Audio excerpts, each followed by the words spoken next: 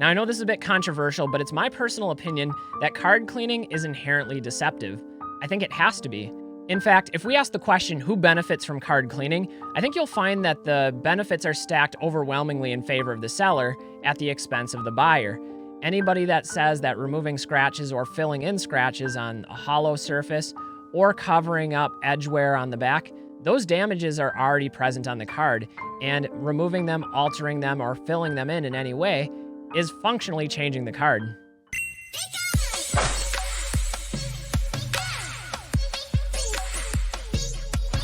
Hey everybody, what's up from Pokemon Classics, reminding you that the classics never go out of style. Today, I wanted to address a controversial topic in the Pokemon trading card arena, and that's card cleaning. Now, if you're not familiar with card cleaning, this is when people utilize special chemicals and restorative practices to bring cards that are previously damaged or dirty back to life with a new luster, a new shine, and a second lease on life, if you will.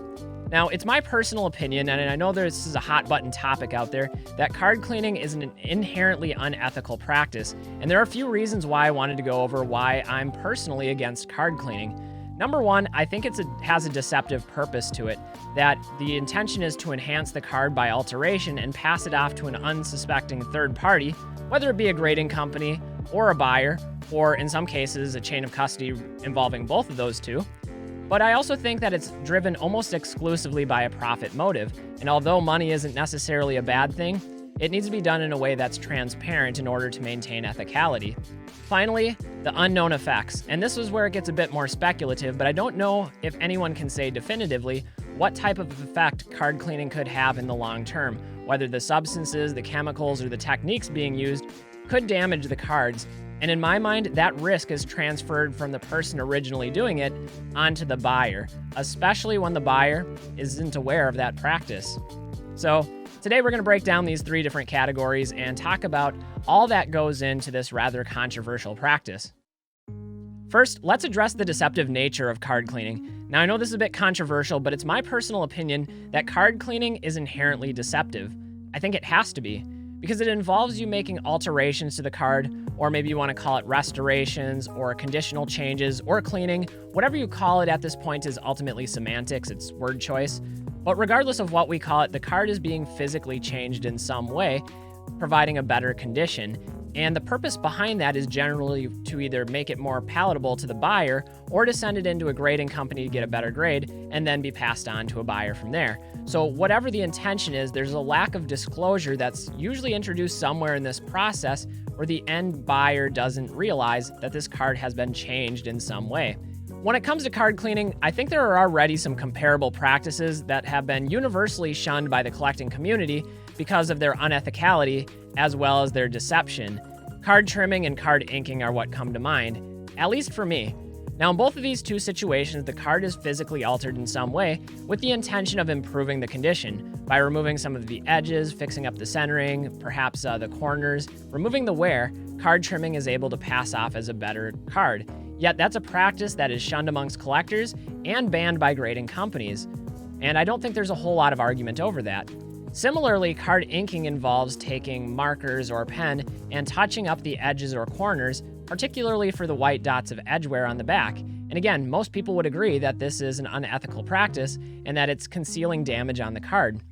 When it comes to card cleaning, I see it as similar, that the damage is still there, but it's being concealed either by chemicals or by adding certain layers or removing certain layers from the card in order to restore or clean the card. To me, this is no different, and I do think that that practice is intended to deceive and to improve the visual quality of the card, just like trimming and just like inking.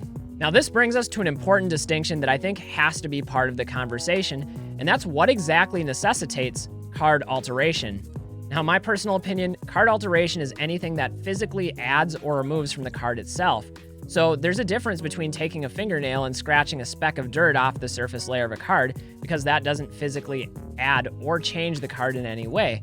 But when chemicals are involved and polish is involved, that actually changes the card. It physically alters it as certain layers of gloss or surface are removed or replaced in the process of polishing. And that's where I think there's a problem. Anybody that says that removing scratches or filling in scratches on a hollow surface or covering up edge wear on the back, those damages are already present on the card, and removing them, altering them, or filling them in any way is functionally changing the card. Now, for the sake of counterargument, I wanted to address some of the many false analogies that I see widely circulating on the internet that I think a lot of card cleaners and supporters of card cleaning are using to justify a practice that is, in fact, card alteration. One of the ones that I saw that I specifically responded to on E4 was all about cars and how we restore cars all the time. We fix them when they're in a car accident. And I think there's a clear distinction that needs to be made between something that's valued for its function, like a vehicle that you're driving to and from work. If you get into a car accident and you need to replace the radiator so that it's drivable, that is fundamentally different than something that's valued for its history. Cards, collectibles, antiques, anything like that is generally viewed as valuable for its history, and therefore maintaining and preserving that original condition is the goal of any collector. Even if we want to take an extreme example like a collector's car that's not meant to be driven, that's missing some parts. Even in that situation though, a collector is going to go out of his way to find manufactured original parts to replace in that vehicle, making sure that it's as close to factory issue as possible.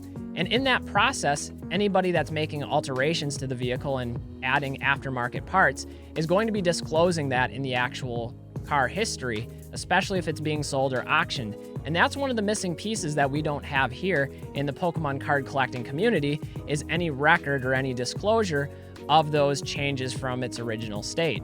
So I do think that's an important distinction to make, that there is a difference between the value of something that has functional value versus something that has collectible value. It's a matter of history versus function, and restoration versus preservation. Two different purposes. Another factor that I think is important to consider when having this conversation about card cleaning and whether that practice should be accepted or rejected within the Pokemon trading card community is the motivation behind it. Now, I will be the first person to say this, but I don't think money is inherently bad as long as there's a transparency behind sales, transactions, and any sort of other exchange of goods or services. When it comes to card cleaning, though, it's almost exclusively motivated by profit, and it generally comes at the buyer's expense due to the lack of disclosure. In fact, if we ask the question, who benefits from card cleaning, I think you'll find that the benefits are stacked overwhelmingly in favor of the seller at the expense of the buyer. The seller is the one that has full knowledge of the card's history, its condition status, as well as any of the alterations that have been done to it, whereas the buyer has no knowledge of any of that unless the seller chooses to disclose that information, which generally isn't the case. Similarly, the seller is the one that benefits from the improved condition, whether that's getting a better grade when resubmitting to a grading company or passing it along in a more visually attractive form to the buyer. Yet the buyer is the one who assumes the long-term risk if any of those chemicals or processes actually damage the card over the course of time. And that longitudinal aspect is something that we really have no way of knowing at this point. Finally, the seller is going to make the better profit. There's more profit to be made, obviously, from a card that's in better condition. And by doing this, the seller is able to capitalize on that, passing on what is or would have been an inferior condition card to the buyer at a higher cost. Again, all of this generally done without any disclosure to the buyer, and that's where the deceptive aspect of this practice comes in. So when we put in all the factors together, clearly this is something that almost one-sidedly benefits the seller at the buyer's expense. Now, when I opened this video, I talked about the many flawed analogies out there for card cleaning, and although the analogies I'm about to present aren't a one-to-one comparison, I do think they highlight some of the ways that sellers have previously tried to capitalize and increase the value of their items at the expense of not disclosing information to potential buyers. One of these practices is resubmitting cards over and over and over and over to a grading company until eventually a conditional aspect is missed and the card is given a better grade, and then that card is passed on to the buyer. Now, in that situation, the card's condition isn't physically changed. It's just hoping to capitalize on the negligence of a grader, so perhaps there's an element of deception there. Another one that I would point to is sellers who intentionally take misleading photos of cards trying to conceal damage from potential buyers. Now, this one has a sense of checks and balances to it, because if you do that too extremely, an individual could open an item not as described case and recoup their money back from a platform like eBay. A final one, though, that I think is interesting to consider is by weighing packs but not disclosing whether those packs are light packs or heavy packs, Or in a hypothetical scenario, an individual is opening a pack and looking for a chase card, doesn't get the card that they want, so they reseal the same existing pack with the same cards in it. They're not changing the cards, it's still the same cards that it came with, and then passing it off to the buyer as a legitimately sealed pack. I see that as somewhat comparable to what's happening with card cleaning. In all of these situations, there's something that's not disclosed to the buyer, and it's that lack of information that I think is where the deception and the unethicality comes into play. So when it comes to these moral dilemmas or controversial practices like this, there are really three things that I look to: the motive of the individual, the purpose behind the practice itself, and then how the knowledge or information is being conveyed or communicated from the seller to the buyer. And when all three of those are questionable, well, I think it's right to question the practice itself too. Finally, I wanted to address the unknown long-term effects that come along with card cleaning. Now, whenever chemicals are involved, there's a lot of unknowns, and we have yet to see what type of long-term effects this will have on cards specifically. The glossy surface of the cards, the texture of the cards, or the coloration of the cards. And there are some past precedents from other collectible industries of certain chemicals and restorative finishes being used that have caused residues to build up over time, or coloring deterioration over time, or even some structural deterioration over time. And that's a risk that I just don't think is fair to transfer over to the buyer from the seller, especially when the buyer wasn't made aware of that process to begin with. Now, I think this is one of the strongest points in the case against card cleaning, and that's the risk transference. There's a very clear transfer of risk from the seller over to the buyer, who assumes all of the long-term risk if the card is in fact to deteriorate over time. Maybe over the coming years or the coming decades even, that card's condition changes as a result of those chemical processes being used. Now, it's also entirely possible that the chemicals and cleaning solutions won't have any effect.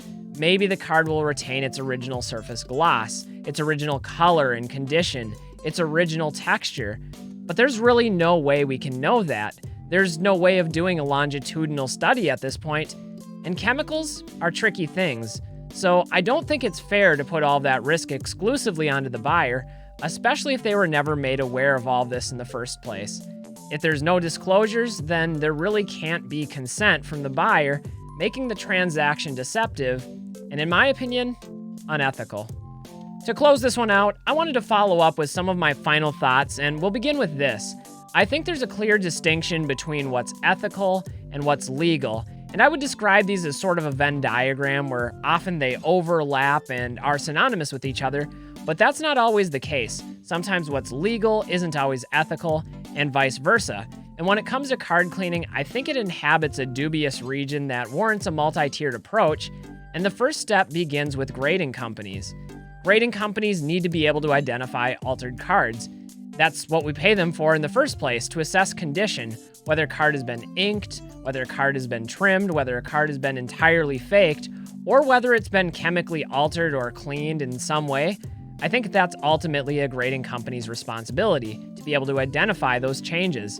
However, I've heard a number of people that have used this as an excuse to justify their actions altering cards, saying, if the grading company doesn't catch it, then it must be okay. And I think that's a dangerous path to go down, because ultimately, there's always a personal responsibility.